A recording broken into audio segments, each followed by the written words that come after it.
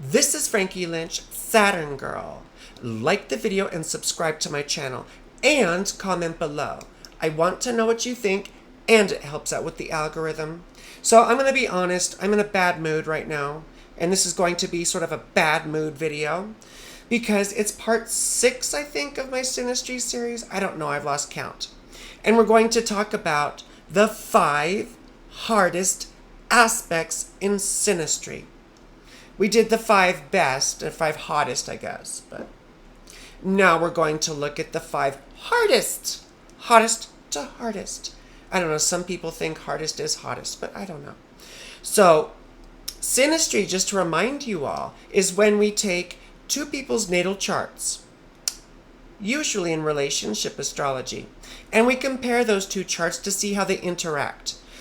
Particularly, we look for how planets in one person's chart aspect planets in the others. And those can tell us something about the quality of the relationship. Now, we typically do this for romantic relationships, as I said, but you can also do it for friends, family, co-workers. Most of my clients want to do Synastry with their children, which is, I mean, a wonderful way to work on relationships with your kids because you can understand the nuances between you. So, gosh, my hair looks terrible. I left it down because it's hideous either way. It looks like Spanish moss, you know? Ugh. But here we go. I just left it down. So anyway, well, these 5 aspects we're going to go over, they're my subjective opinion. You can disagree, but we'll talk about it. You know, comment below if you do disagree or if you have others, or if you've experienced these and had, you know, any similar experiences to what I described. And I want to preface this with any aspect can work between 2 people, provided that both people are sincere, honestly love each other, and want to put in the effort to make it work. It takes 2 people to make it. You can't have one person doing all the effort because then the other person, it's all one-sided, and the other person gets drained. Well, I always say it takes honest love and communication.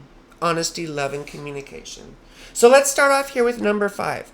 What's number 5? Coming in at number 5. It's like Casey Kasem. Now coming in at number 4 is Lionel Richie was Stuck on You. Sorry, that was a bad Casey Kasem, but you know, no one even knows Lionel Richie anymore, I don't think. I'm Casey Kasem. Anyway. So I put for number 5, the moon square or opposite Neptune. Now why did I pick this? Well, the moon is very important in Synastry. She's our unconscious nature. Our moods, the ebb and flow of emotion. She's our sense of security and safety. And I picked several moon aspects in this fun little video because the moon is a critical point in relationship astrology. Because if we can't feel secure and safe in a relationship, we're in this constant state of panic and anxiety. You see? It's one of the most important things in Synastry to me, the moon. If you can't be yourself with someone and you're a life partner with them, that's incredibly uncomfortable if you have to hide yourself all the time. So anyway, what's Neptune though? Neptune is deception, intoxication, fantasy, idealism, spirituality, forward thinking. It's the creative imagination on a higher turn of the spiral. What are squares and oppositions? These are the hard aspects. And this is why we're talking about the hardest aspects in Synastry. So, squares are the lesser malefic aspect. They're in the nature of Mars. And so, yes, they are not fun aspects. They're not as bad as oppositions, though. In the nature of Mars means that they're quick. They're conflicts. They're accidents. I think of crashing. That's how I describe it, crashes. Now Saturn, oppositions rather, are in the nature of Saturn, and they're the most malefic aspect because they're long and drawn out. These are conflicts that carry on under the surface, perhaps for years, creating resentment. They represent protracted struggles. Yes. Gosh, ugh. Anyway, who gives? What about these two together in a hard aspect? Well, number one, we see an intense attraction, despite obvious red flags. In fact, we constantly rationalize and apologize for our partner's red flags or their toxic behavior. The relationship can be enveloping. We can be swallowed up by it. And suddenly we start conveniently avoiding reality, you know? I mean, we have bills to pay, kids to take care of, jobs to go to, material things, right? To manifest. We got to make things happen. We get into these difficult moon, Neptune things, and we get caught up in, ooh, wouldn't this be nice? And you start seeing things that aren't there, you know? Again, we project our rose-colored image onto the partner. And we do mental gymnastics to avoid reality. So, this is what I mean by enveloping. You have to take care of your shit. These kind of relationships can devolve into lies, deception, hiding things, cheating, right? We can gaslight our partners too, you know, where it's like, no, you didn't see me. You must have been imagining things or whatever. We have to be careful. Often it's the moon person who feels like they're going crazy. But it can be both ways, right? Both the moon and Neptune can be manipulative. It depends on other things in each person's individual chart. Before I do a synastry reading, I always look at individual charts to get a sense of the individuals beyond the relationship. Relationships don't define us as much as most of us Libra types would like to think they do. So, well, anyway. Sometimes it's the Neptune person who's being manipulated, right? Because the moon person needs real security and not just the talk. And if she feels like she's not getting that, if she's not getting... You see, Neptune can paint a picture of the ideal. Use that wonderful imagination, but never makes it happen. This is why you need to materialize things on the physical plane. That means you do stuff. You do real things. And the moon eventually gets tired of all the talk.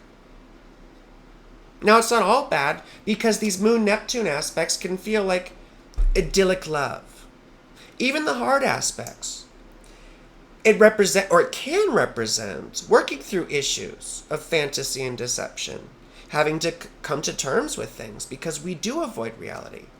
It can also be sharing a spiritual path, but not always easy.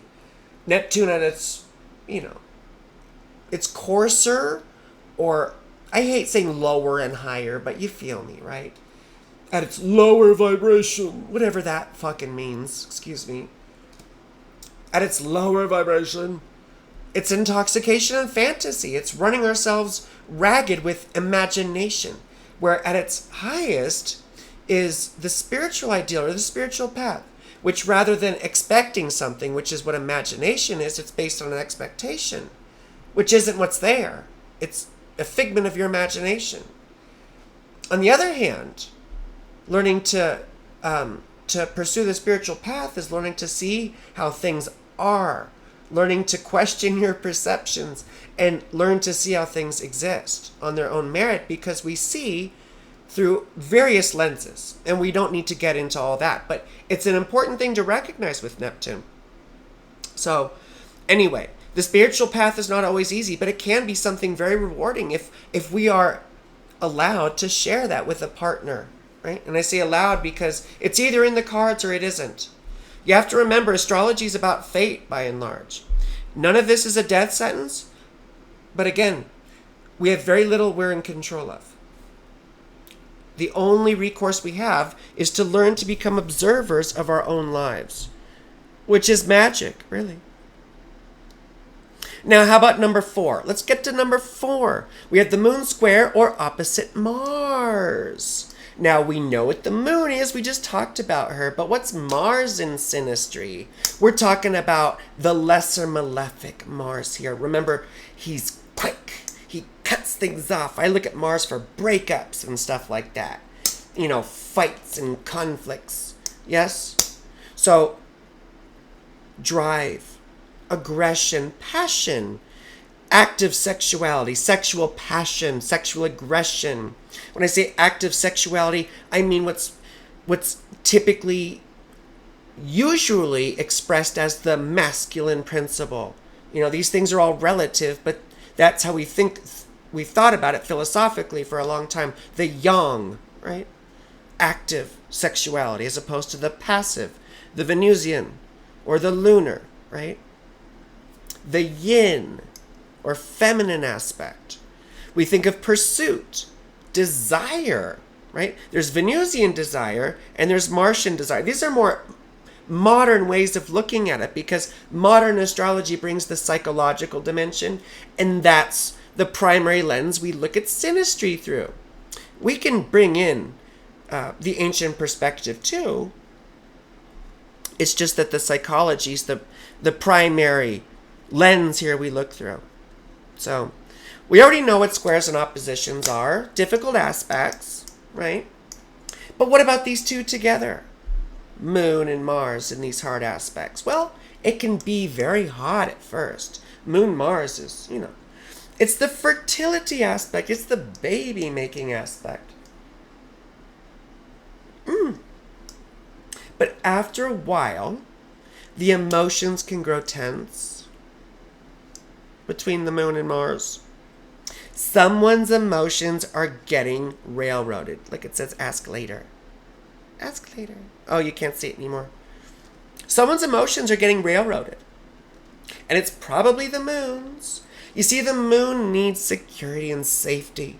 She needs tenderness and reciprocity. She needs to be fed, right? Emotionally fed. She needs that sense of, I keep saying security and safety, but it's the ability to belong. And if you don't feel that your love or your emotion is reciprocated, you know. There was a wonderful quote I read by an astrologer. She said, when the heart, something, gosh, what was it? When the heart is unhappy, the moon makes itself felt through the physical body, right?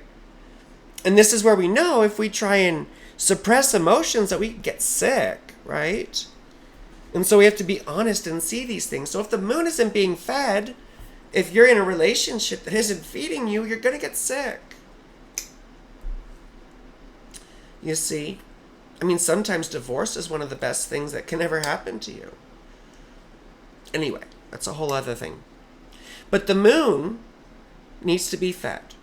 And Mars can get frustrated with her sensitivity. He doesn't understand why she shuts down or why she's depressed or in a mood. It's because Mars tends to pick at the moon. I've been through these aspects and I've been on both sides. And Mars does get frustrated when the moon seems like a wet blanket. And Mars is like, what's wrong with you? And so the moon feels like she's being criticized and badgered or belittled.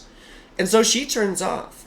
And that makes Mars a bit more, But you see, this goes both ways. It takes two to tango because the moon, as I said in the last segment here, the moon can also be manipulative because the emotions are her playground. That's where she does what she can because that's her only, well, it's not her only strength, but that's where she takes her jabs in the realm of the emotions. Now, it's not all bad. These can be very passionate connections. It can get you out of your comfort zone, provided there are other very supportive things. And the sex is great. It's wonderful for making babies. You know. Again, fertility, the moon is fertility and Mars is, right? So, I've seen this often manifest that way. So if if you have this with someone, just make sure if you're not planning on having children, you take precautions. So. Well, next, coming in at number 3 is Moon square or opposite Saturn. So what is Saturn? We've already talked about the moon. We've already talked about squares and oppositions. Saturn is pain, confinement, restriction, imprisonment, restraint. He's where we struggle. He's harsh lessons. So what about these two together in a hard aspect? Square or opposition? It can feel like it's meant to be at first. There's an unconscious draw oftentimes. You don't understand why, though. And so people call this the karmic aspect, or one of the karmic aspects. Really, people call anything with Saturn or Pluto karmic. My question to you is, what fucking isn't karmic? According to the definition of karma, everything is karma. The Buddha said, karma is volition. Having willed, a man acts through thought, speech, and mind. So everything is karmic. But the different thing about this is it's like this otherworldly. It feels like, it was written in the stars. It doesn't feel happenstance. What they really mean when they say karmic is that they're I almost cussed again. I have to watch how many times I cuss. It's like an R-rated movie, PG-13. What they mean is that they're helpless. They're helpless against this. They couldn't help but get into the relationship, for good or for ill. That's what they mean by karmic. They couldn't get out of it. People rationalize painful situations by calling them karmic. Even good things are karmic.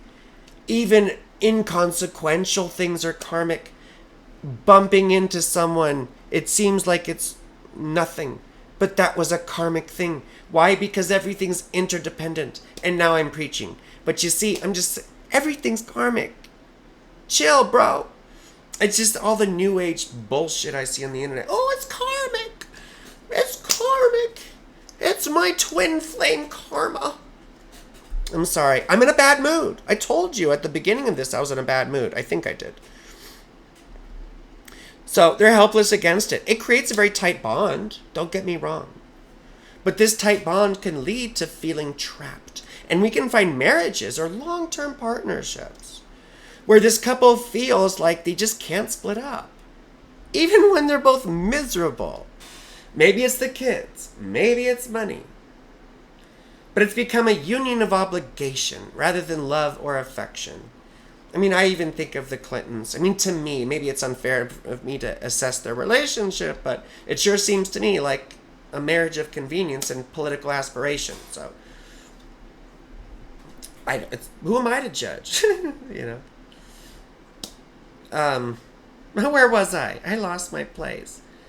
So, I think of the old couple who stays together but can't stand each other, like my grandparents. Like, my grandma, like, John!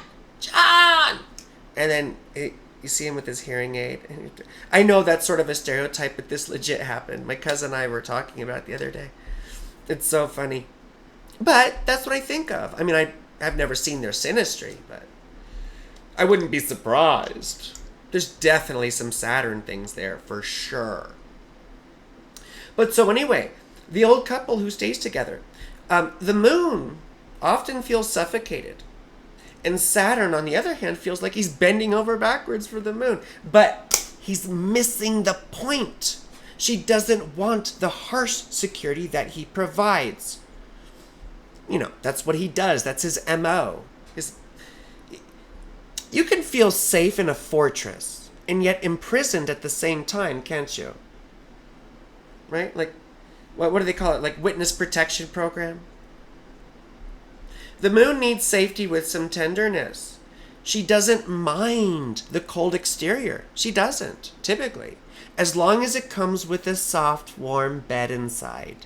She just needs a little tenderness, a little affection. You see? Saturn does the, but I protect you, oh, right? Why don't you appreciate how much I do? Well, because I want you here. I want you to cuddle with me a little bit, Saturn. You know? So, like I said, it's not all bad. This is great for marriages, for keeping people together, as long as there are other more affectionate aspects to sweeten it. This is great for building up trust.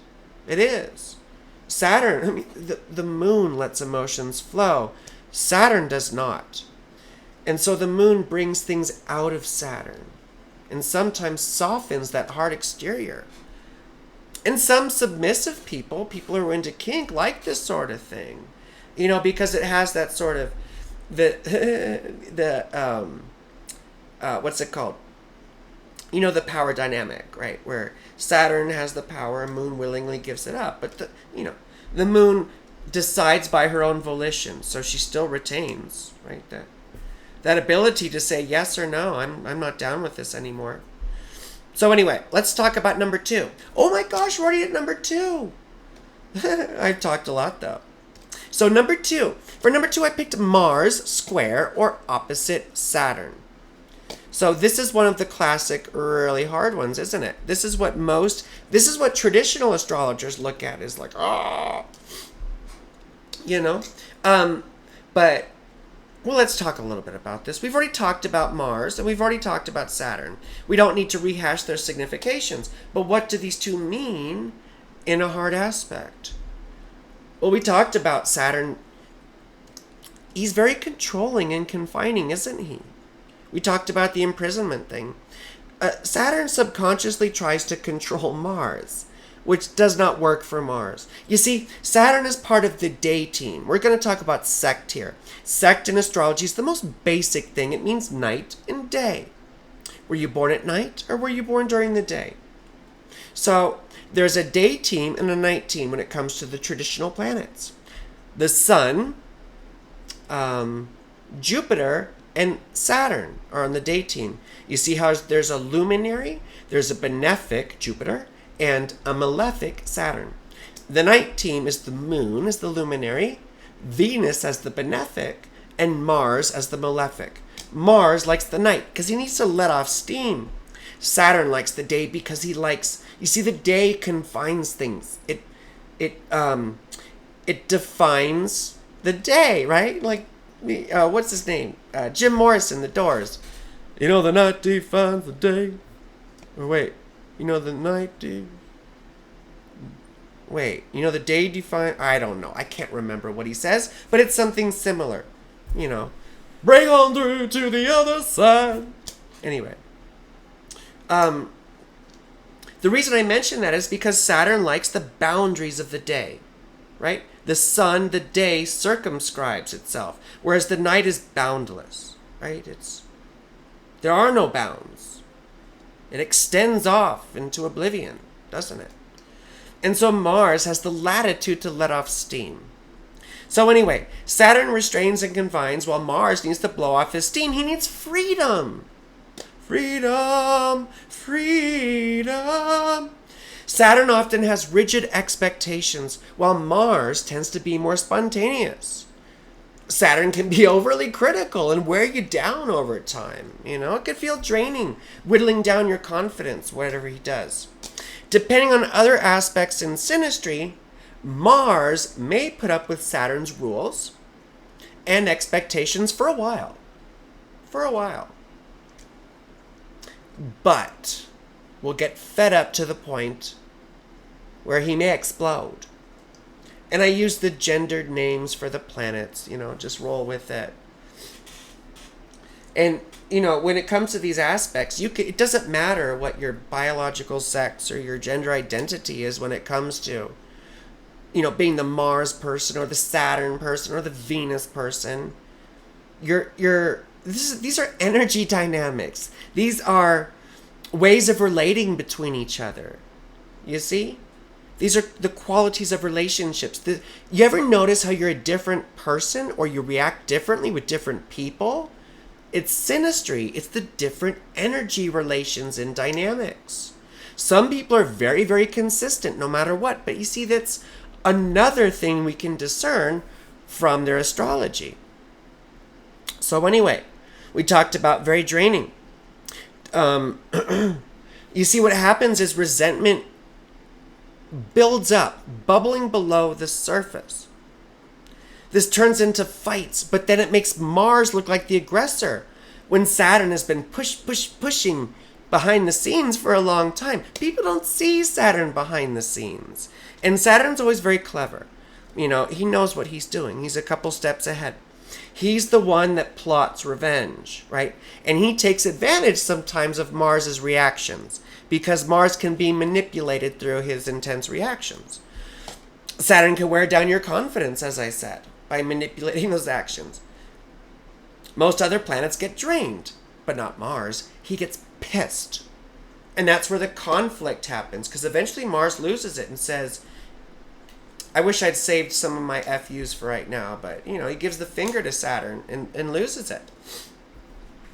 But that doesn't mean that Saturn is all bad, right? Mars can also be the aggressor.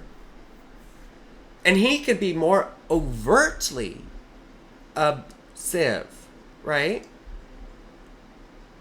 Saturn is covertly obsessive. So pick whichever one you think is worse. I mean, personally, I think the Saturn one is worse.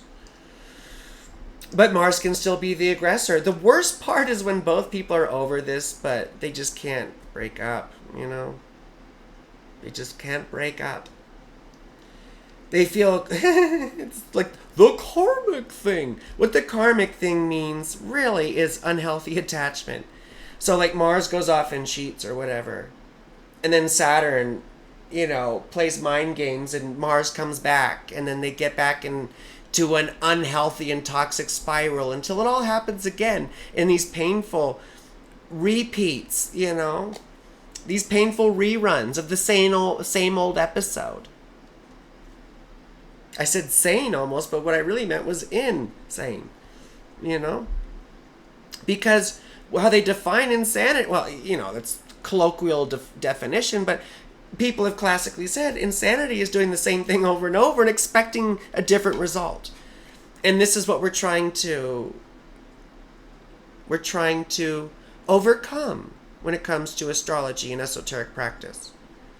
Learning to see our patterns, and over time, let them go. So, this can lead to physical altercations, which are very bad. But this isn't all bad. I've seen this work with long-term couples, believe it or not. Many times, in fact, with clients. They typically are older people, but still, you know. It can be married folks who need their space, but are set in their ways. I've seen this with like the older husband who has his Saturnian routine, you know, going out and taking care of the plants, and then coming in and plopping down on the couch and typically watching Fox News. I'm talking about my family now, you know. And then the wife, who's like the firecracker, right? Who, you know, stands up for herself or tells him to chill out or whatever. You know, the Martian wife who's still, you know, slower, but still a bit with it in a firecracker. This is just what comes to mind as an image. You may or may not have an experience of that. This is just one thing I've seen. It can also be magnetic if there are enough other supportive aspects, as I typically say, to make it work. This can also be busting each other's balls a little bit, you know. Fun, playful competition. If you don't let it get into personal stuff, insults and things like that. So here we go. Drum roll, please. Coming in at number 1 is Mars square Pluto. OMG, why? Oh my goodness, why Pluto? Why didn't I say Saturn? Why did I say Pluto now? Why not Pluto last time? What's the difference here? Really, I mean, Pluto got his significations from Saturn, if we want to get down to brass tacks. But that's another thing. The nuance here we're going to put in is about domination, right? I mean, there's that aspect of control with Saturn. But with Pluto, there almost is an overtly creepy or toxic aspect about it, because Pluto has to do with power, domination, manipulation, because Pluto is insecure, hoarding wealth. Pluto was the god of wealth also, of valuables from under the surface. So we've talked about the other planet significations. We've talked about the aspects. So what about when these two come together in a hard aspect? Well, the reason I put this at the top of the list is because of the potential it has to be accompanied by violence. Sometimes physical. And I have seen that happen in these sorts of aspects and relationship dynamics, unfortunately. So I thought we should unpack this. Now, we talked about karmic aspects, right? And this can feel very attractive and hot in the beginning. I mean, shoot, I've been through this. And especially in the beginning, gosh, it can be magnetic, you know?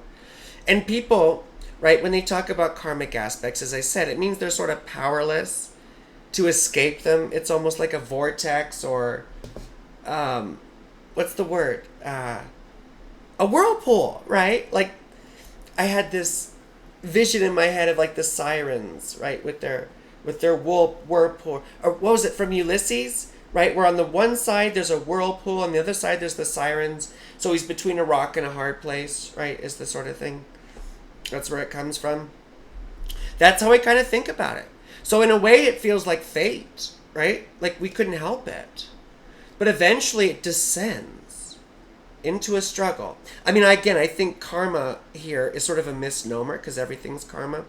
But what makes it feel karmic is all the painful stuff that happens after. And people rationalize pain by calling it karma. Yeah. So we descend into a power struggle. And that's how people frequently describe it. But let me explain. Excuse me. There's a tendency to keep score. I did this for you. You didn't do that for me. We always do it like this and this and this. We manipulate people. And this is, Saturn can be manipulative too. But Pluto is on a whole nother level of manipulation. And this is where I make the delineation, or I distinguish between the two. Because Pluto especially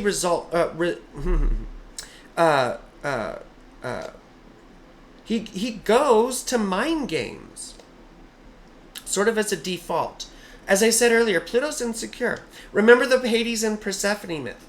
Now, my understanding about it is that Persephone is going to go back to the surface, right? She's down in Hades with Hades, you know. You named the place after you, right? Hades Place, right? Welcome to Hades Place. May I take your order? Welcome to Hades Burger, home of the Hades Burger. Can I take your order? I don't know. I'm goofy. But, the Hades and Persephone myth. You know, Persephone's going to return to the surface, but she says, yo, Hades, like, I love you, I'm coming back. Just my mother's doing perpetual winter, and it's killing people up there, so I gotta, you know, do some stuff. And Hades is like, oh, yeah, totally, I feel you. Just, how about you take these pomegranate seeds with you? Of course, she takes them. What do the pomegranate seeds do? They yoke her to the underworld. So, he didn't have to do that. He was insecure. She was going to come back, but he didn't believe her, right? So, we see this play out with Pluto, where Pluto tries to arrange things and even lie and be deceiving in order to keep their partner. Sometimes Pluto is the codependent one. And sometimes Pluto's being gaslit by the moon, right? Sometimes in those situations, but not so much by Mars. Mars is pretty direct when it comes to these sorts of things. But it can turn into lying to Mars. It can turn into gaslighting, trying to make Mars feel like he's crazy. And as I said, the mind games, where You tell people conflicting information and then you turn it over on. I mean, I hate to. I've been through these things and it's so hard to keep track of. It's exhausting. You wonder why people would do any of this sort of stuff. And like I said, Pluto's insecure, so he gets possessive. Mars doesn't want to be possessed, of course. When I think of Pluto and the Mars thing here, I think of Tom Cruise and Nicole Kidman. I don't even know if they had that aspect. I wouldn't be surprised. But I keep messing with my hair. I'm sorry. It just looks hideous to me. I can't leave it alone. So anyway, I would think of Tom Cruise and Nicole Kidman. I mean, you could think about the control and manipulation aspect with him and Katie Holmes. I mean, I don't know about you, but when I was standing in line at the grocery store, I could see, Us Weekly. I could see all the other tabloids. I mean, I'm not stupid. Saw People magazine. Saw Tom Cruise's goofy self up on there, So, I mean, something was going on. And Nicole Kidman dropped him like a ton of bricks. But she, to me, represents more that Mars archetype. Whereas Tom Cruise is trying to control and manipulate everything, Anyway. And I've heard dubious things about him on the set of movies, too, where he's sort of abusive. Anyway. Sometimes Pluto's insecurity can make him codependent, as I said earlier, and Mars may be constantly picking on Pluto or putting him down. That happens too. So Pluto's not all bad, you see. Mars is a leader and wants to be in control. Pluto can be a leader too, but Pluto can also be a loner. I'm a loner, Dottie. I'm a rebel. Sorry. I love Pee Wee Herman. I do. Paul Rubens. Remember him in Cheech and Chong? Anyway, another thing. So again, this isn't all bad. Other supportive aspects, as I always say, can make this very hot and passionate. The sex can be raw and animalistic. I mean, in kink, I'm sort of primal. That's kind of how I do things. It can be very raw and animalistic and, again, correlate with primal identities in kink. I mean, I've had situations where it's like a wrestling match. It's almost like a struggle for domination, but a fun struggle, right? Like there's a competition going on to see how the dynamic's going to go. Because it's not so rigid like Saturn, like dominant, submission. Oh, no, it's fun. It's more spontaneous. It's animal-like. You see, because dominance and submission for us is contextual. It depends, right, on the interaction, even if we tend to lean to one side or another, right? It's fun that way, spontaneous. You could still have discussions and plan everything out, and you have boundaries and what you can't do and can do, but then, Anyway, I just think that's fun. So, now Mars needs freedom, and Pluto needs devotion. So there has to be some sort of balance. Squares, you can maybe find a balance with eruptions here and there. With the oppositions, it's a bit more difficult because there is no balance. It's a seesaw. It's back and forth. But what you can do, every opposition to me, and this is sort of my own, woo-woo kind of nonsense, but to me, in terms of, and I'm a musician, every opposition, it's sort of like a suspended fourth in music. It's begging to be resolved to that dominant fifth, right? It's like this floating note, and it's just zoo, right? So what that says to me is that oppositions can be worked out. Any aspect can be. We started this thing off by saying that. Just depends on the people and what they're willing to do. So again, I hope some of this makes sense to you. I'd love to know what you think. If you've been through any of these aspects, or if you have them now, if you're making them work, if they've been, in your experience, a good thing. I want to know. If you've had a bad experience too. I've been through most of these myself. So, thank you for watching all the way into the end. Remember, I do wonderful readings. All my information is below in the comments. Again, I have to do the shameless self-promotion. Like and subscribe. I really would appreciate you donating. I need to keep making wonderful content like this, and I love you so much. And have a wonderful whatever you're having.